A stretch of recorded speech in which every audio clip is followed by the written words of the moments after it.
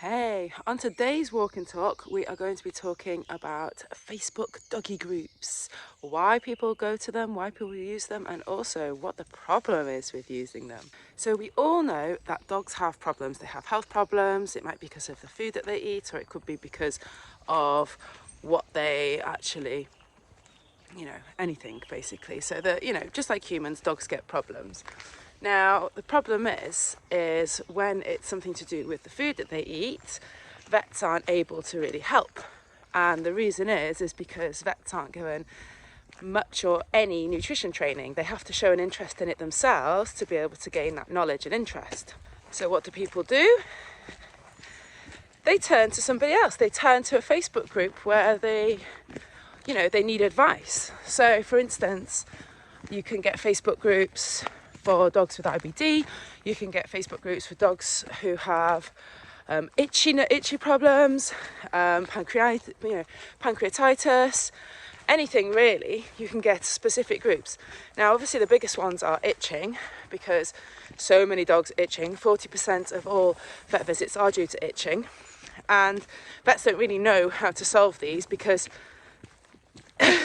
it could be anything really, couldn't it? So it could be chemicals in your home, it could be mites, it could be storage mites, it could be some kind of dermatology problem. So it's really hard for vets to understand what the problem is, and they just like to solve the problem rather than look at the cause. So it's a reoccurring thing over and over again. So people are at their wits' end wanting it to be solved. We all understand why people turn to Facebook groups. It's a way of semi-anonymously, talking about your dog's problems. It's a way of venting, so you can get a lot of sympathy. I don't blame people for going on Facebook groups because it's really hard to get advice elsewhere. But the problem is these Facebook groups are owned by individuals who don't necessarily have any qualifications or information, and they might actually even have their own agenda. So you can buy and sell Facebook groups. Did you know that? Yes, you can. And so what's happening is it's becoming an echo chamber, and people are only allowed to post certain stuff on these groups. I'm a bit out of breath here, but I'm going to do some shots of Fleet as well. Fleet hasn't had her food yet. It's gorgeous today. There's another Facebook group that I know that will only allow you to recommend or talk about diets that have nothing artificial in them at all, completely.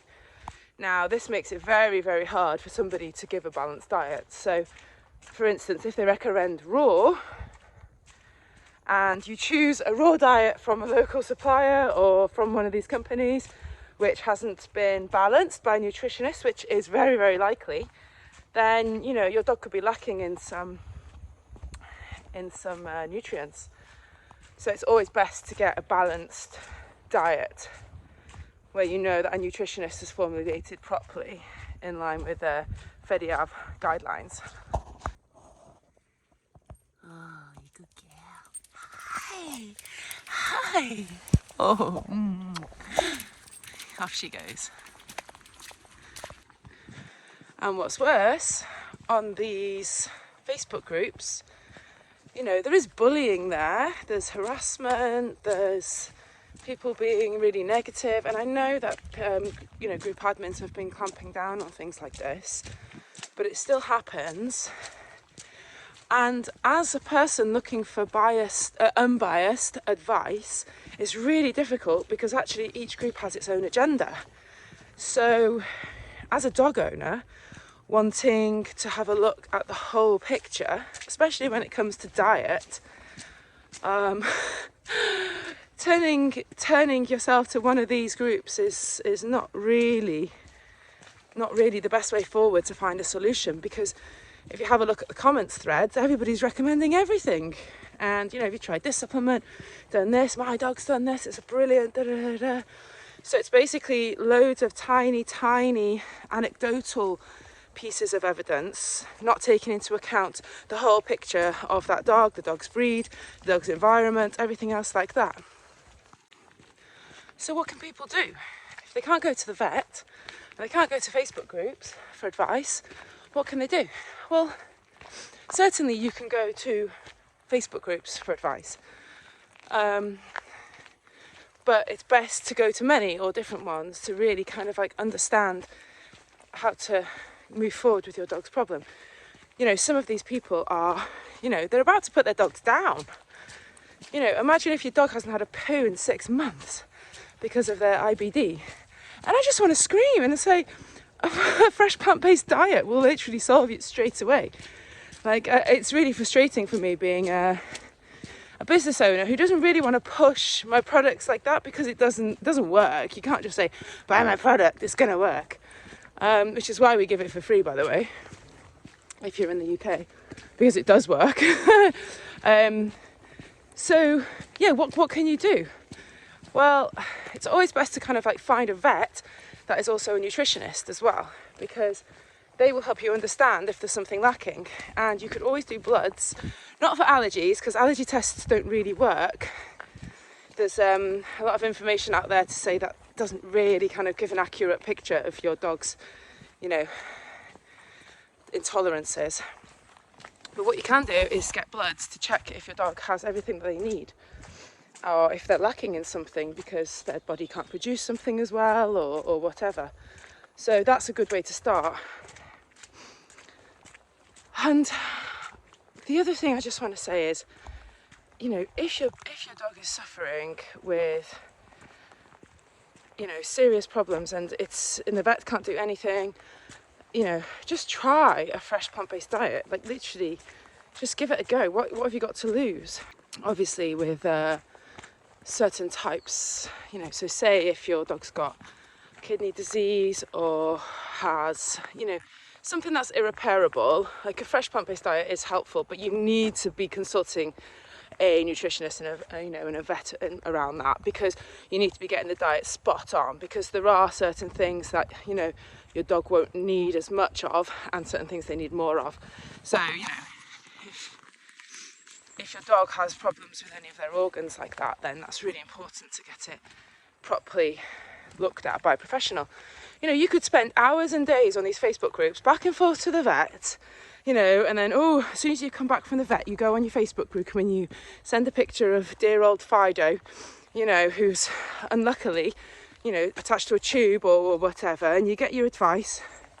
You do your advice again, you go back to the vet, instead of paying a vet nutritionist or a nutritionist to do it properly. Or like I say, you know, really kind of like do your research yourself. Because there's so many dogs that are allergic and intolerant to animal proteins. And, you know, on these Facebook groups I've said, have you tried kangaroo? Kangaroo? Like, where the hell's kangaroo coming from? Imagine if all the dogs in the UK, like 12 million of them, started eating kangaroo.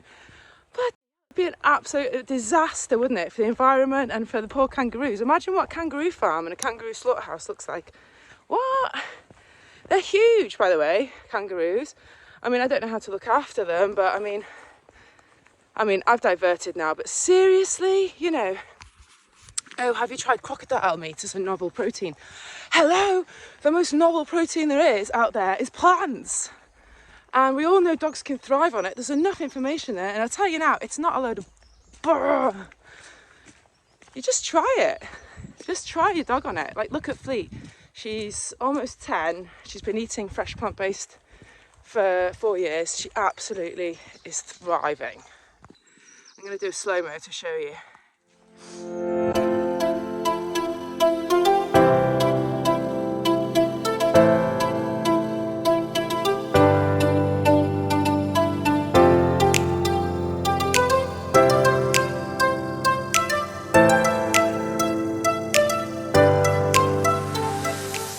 So there's my thoughts on Facebook doggy groups. Yeah, obviously I spend a lot of time on them because I need to understand what problems people are having. And I know that our dog food works with dogs with IBD and itchy skin. Not always with itchy skin, but all the time with IBD or any type of bowel thing. Now, you know, I'm not saying that it will every time, but, you know, give your dogs a try on it. I'm sorry, I know I've got a lot of followers from the United States, and I'm sorry that we don't ship there just yet. But yeah, you might want to check out some of the brands in the United States or consult a nutritionist. We've also got an online course which you can take a look at. I'll pop the link at the description, so you can formulate your own recipes if you're in the US or in the world to make your own fresh plant-based food. So yeah, if there's any other subject you want me to talk about or ramble, then please do pop it in the comments section below.